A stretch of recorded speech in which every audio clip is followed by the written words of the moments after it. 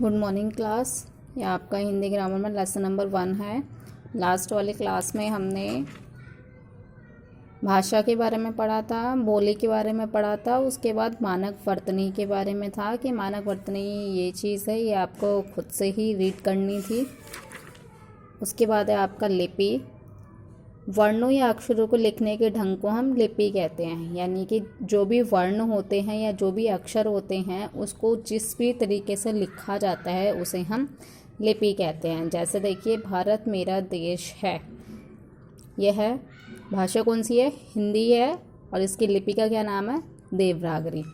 अगर ये इस टाइप में लिखी जाएगी भारत मेरा देश है, तो ये अंग्रेजी भाषा होगी, और अंग्रेजी भाषा की लिपि क्या होती है? रोमन। यानी कि जो भी भाषा होती है उन भाषाओं को लिखने की अपनी अलग अलग लिपि होती है। जैसे पंजाबी की गुरुमुखी लिपि, उर्दू की फारसी लिपि, हिंदी की देवनागरी लिपि, अंग्रेजी की रोमन लिपि। ठीक है। उसके बाद है बोली। भाषा का क्षेत्रीय रूप बोली कहलाता है, यानी कि किसी छोटे से क्षेत्र में बोली जाने वाली जो भाषा होती है उसे हम बोली कहते हैं।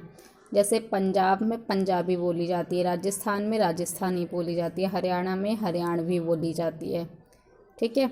उसके बाद है आपका नेक्स्ट टॉपिक व्याकरण।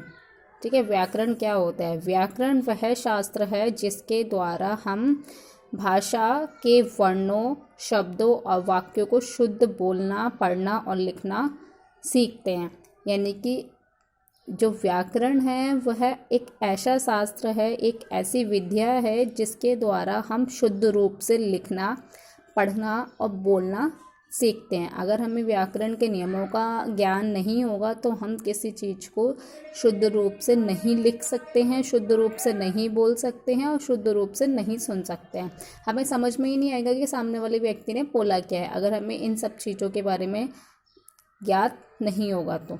ठीक है। तो व्याकरण वह शास्त्र है जिसके द्वारा हम वर्णों को, शब्दों को और वाक्यों को शुद्ध रूप से लिखना, बोलना और सुनना, प्रयोग करना सीखते हैं।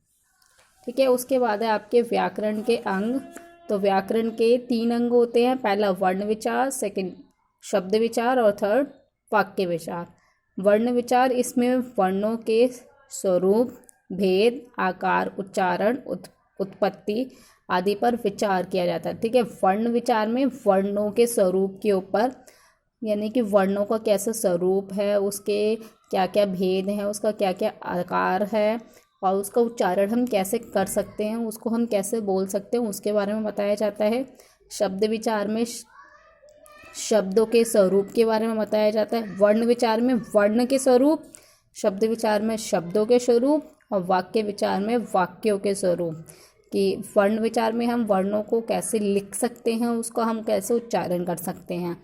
शब्द विचार में हम शब्दों को कैसे जोड़ सकते हैं और उसका हम कैसे उच्चारण कर सकते हैं, कैसे बोल सकते हैं।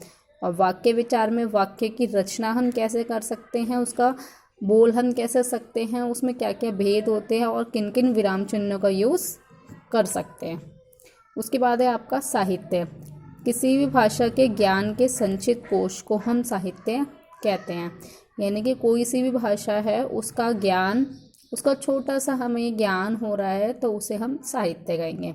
साहित्य की क्या क्या विधाएं होती हैं? पहला होता है पद, दूसरा होता है गद्य। पद्य क्या होता है? पद्य होता है हमारी कविता। ठीक है। जो थोड़ी शॉर्ट में दे रखी होती है, लेकिन अगर हम उसका एक्सप्लेन करते हैं तो हम उसको एक एक पेज में भी एक्सप्लेन कर सकते हैं। और गद्य क्या होती है? गद्य जो होती हैं वो कहानियाँ होती हैं या फिर निबंध होता है। ठीक है। जिसे हम जितना मर्जी चाहे बड़ा कर सकते हैं। तो ये चैप्टर आपका यहीं पे ख़त्म होता है। आई होप आप लोगों को समझ में आया हो।